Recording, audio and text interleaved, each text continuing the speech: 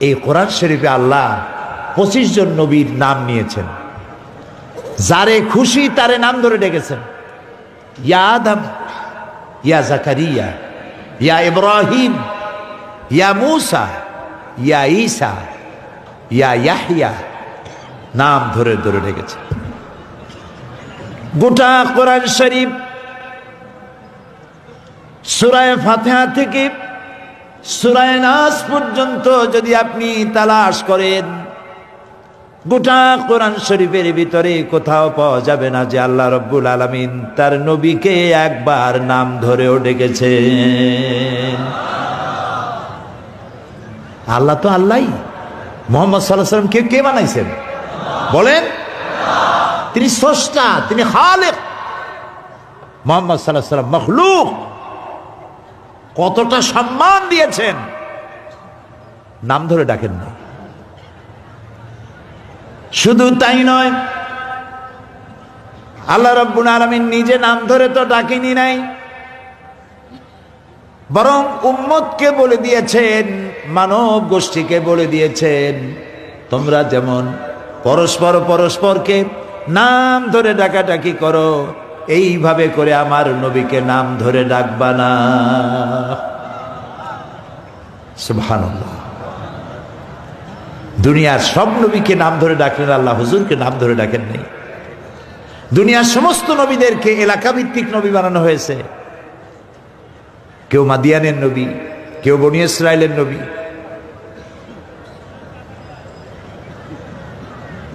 যিনি যেই এলাকায় আসছেন তিনি সেই এলাকার নবী। মুহাম্মদ সাল্লাল্লাহু আলাইহি সাল্লাম শুধু মক্কার নবী, মদিনার নবী ছিলেন না। তিনি কি নবী ছিলেন? আল্লাহ রাব্বুল আলামিন বলেন, নবী আপনার পরিচয়টি আপনি মানুষের সামনে ভাবে প্রকাশ করেন।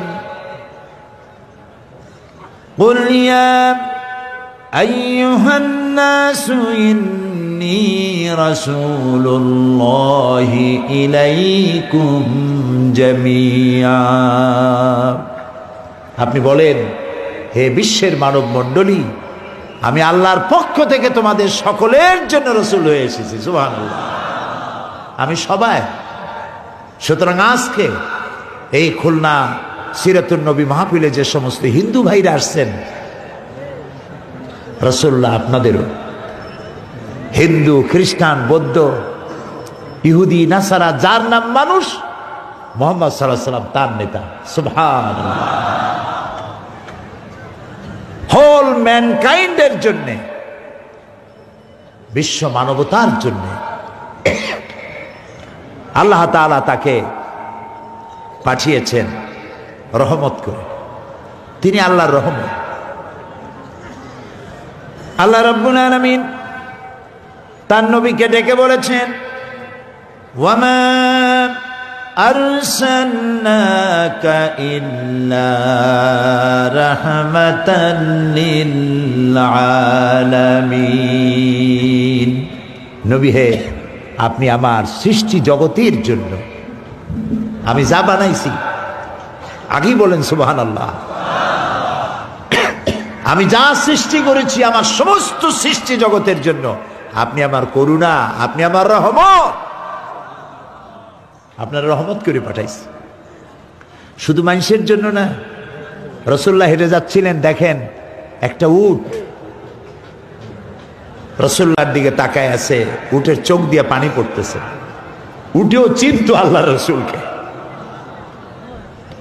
উটটি শুকনা, গায়ে তেমন গোশত নাই, উটের চোখ দিয়ে পানি পড়ছে। রাসূলুল্লাহ উটের চোখের ভাষা বুঝে ফেলেছে। উটের মালিককে ডাকলেন, এই উটটি কি তোমার? সে বলছে আমার।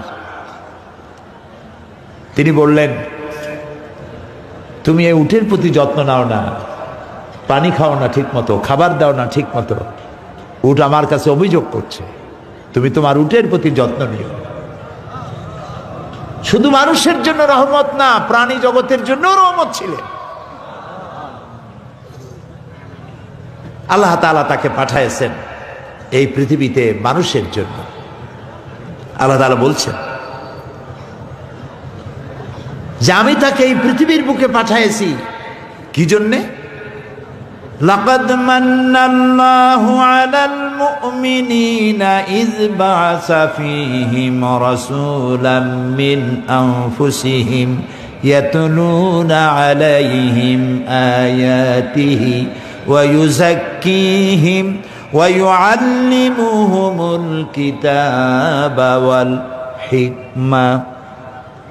লাকাদ বা'আসাল্লাহু আলাল মুমিনিনা,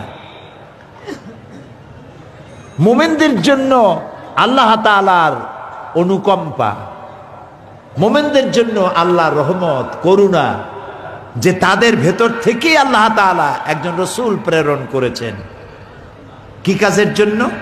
তিনি তাদেরকে আয়াত তেলাওয়াত করে শোনাবেন এবং তাদেরকে পবিত্র করবেন, তাদেরকে কিতাব শিখাবেন এবং তাদেরকে বিজ্ঞান শিক্ষা দিবেন। সুবহানাল্লাহ। রাসূল পৃথিবীতে আসলেন,